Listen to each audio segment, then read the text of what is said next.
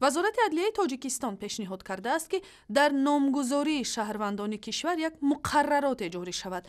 طرح پیشنهادی این نهاد منع به نوزادان گذاشتن نام‌هایی به تاکید آنها به فرهنگ ملی بیگانه، نام اشیا، محصولات، جانور و پرندگان اینچنین نام‌هایی را در نظر می‌گیرد که شأن و شرف انسان را پست می‌زند و آدمان را به طبقه‌ها جدا می‌کند.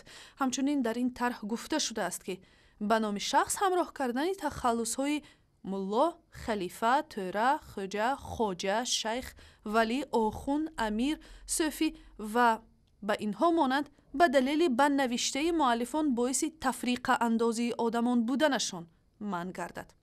در صورت موافقت ساختارهای مربوطه دولتی و پارلمان این طرح حکم قانون را میگیرد. جاری کردن چنین یک مانع در نامگذاری شهروندان از کجا منشأ میگیرد و تا کجا مؤلفان حقوق آزادی شهروندان را پایمال نمی کنند؟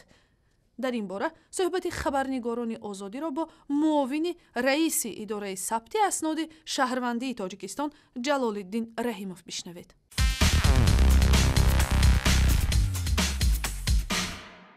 چی ضرورت پیش آمد که امروز وزارت عدلیه و حکومت تاجیکستان یک به خلاصه آمدن که نام‌ها باید که تغییر داده شود، نام‌ها باید در اساس قانون باشد، در چارچوب قانون نامگذاری آزاد می باشد، لیکن دولت میتواند در دایره وکالت‌های خود همون از بعضی نام‌هایی که به دیگر ملت قوم‌ها دخل دارند محدودیت رو پیش می‌کند.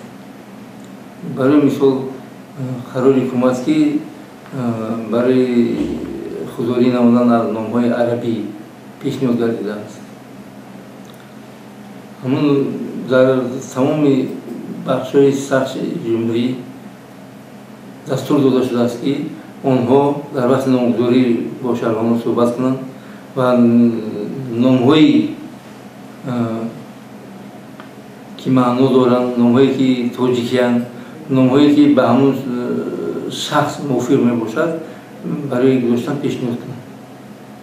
خب اونهایی که در نام‌هایشان حاضر مثلا پسوندک‌های ملا، شیخ، توره، یا که مثلا گرگالی نام دارد، نمیدونم سنگالی نام دارد، نام اشیا یا حیوانات، در صورت قبول شدن همین قانون چیکار میکنن؟ اونها نامشون رو عوض میکنن یا اینکه من بعد یعنی که همین چیز پیشگیری میشه؟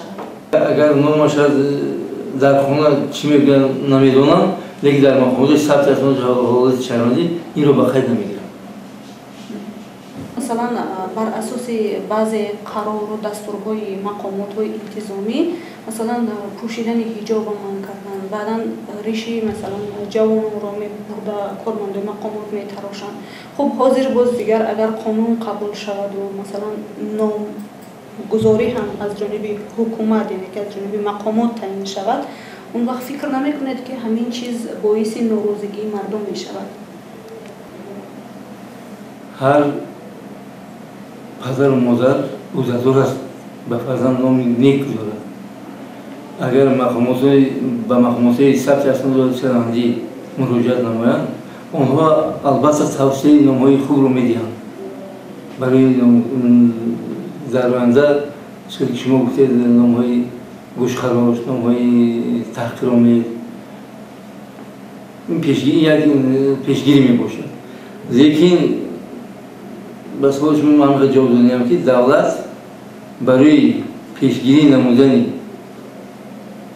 همه گونه امیدهایی که به جنایتکاری آورده میرسونند میتواند محدودیت‌ها جاری نماید. تشکر. به سوال‌های آزادی معاون رئیس اداره ثبت اسناد شهروندی تاجیکستان جلال الدین رحیموف پاسخ داد.